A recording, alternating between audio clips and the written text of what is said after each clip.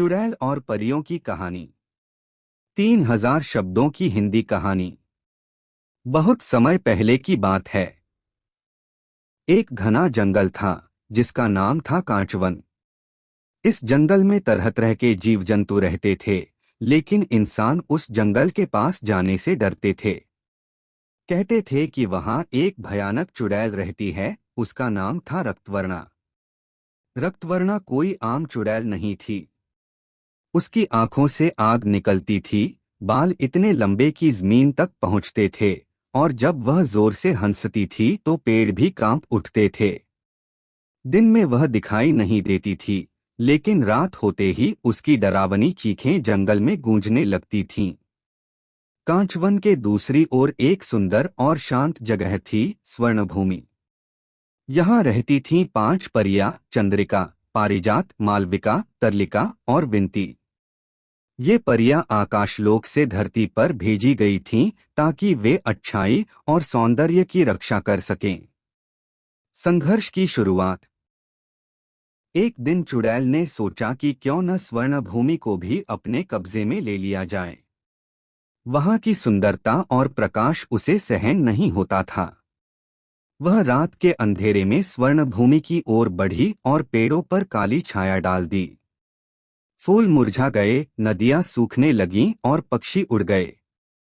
परियां यह देखकर चिंतित हो गईं। उन्होंने आकाशलोक से मदद मांगी, लेकिन देवताओं ने कहा, तुम्हें स्वयं अपने बल, बुद्धि और एकता से इस संकट का सामना करना होगा। 5 परियां एक गुफा में इकट्ठी हुईं और योजना बनाने लगीं। चंद्रिका बोली, हमें चुड़ैल की ताकत का स्रोत खोजना होगा। पारिजात ने कहा, कहते हैं उसकी शक्ति उसकी आंखों में है, जो ज्वाला की तरह जलती हैं। मालविका ने सुझाव दिया, अगर हम उसे धोखे से उसकी आंखों से वंचित कर दें तो शायद हम जीत सकें। तरलिका बोली, या फिर हमें उसके मन की कमजोरी ढूंढनी होगी। विंती, जो सबसे शांत और बुद्धिमान थी, बोली, सच्चाई यह है कि बुराई की जड़ अक्सर अकेलापन होती है। रहस्योद्घाटन। परियों ने एक योजना बनाई।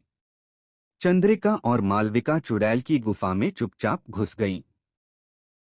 वहां उन्होंने देखा कि रक्तवर्णा एक आईने के सामने बैठी थी और धीरे धीरे रो रही थी। मालविका को आश्चर्य हुआ, क्या चुड़ैल भी रो सकती है? तभी चुड़ैल ने खुद से कहा, काश कोई होता जो मुझे समझता। सबने मुझे डरावनी बना दिया, लेकिन मैं तो बस एक साधारण स्त्री थी। जब तक मुझे धोखा नहीं मिला था।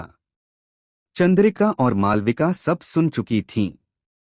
वे तुरंत स्वर्णभूमि लौट गईं और पूरी बात बाकी परियों को बताई। विंती ने कहा, तो हमें लड़ाई नहीं, प्रेम की जरूरत है। परिवर्तन की ओर। अगले दिन विंती अकेले चुड़ैल की गुफा में गई। रक्तवर्णा ने उसे देखते ही आग उगलनी शुरू की, लेकिन विंती शांत खड़ी रही। विंती बोली, मैं तुमसे लड़ने नहीं आई, बल्कि समझने आई हूं।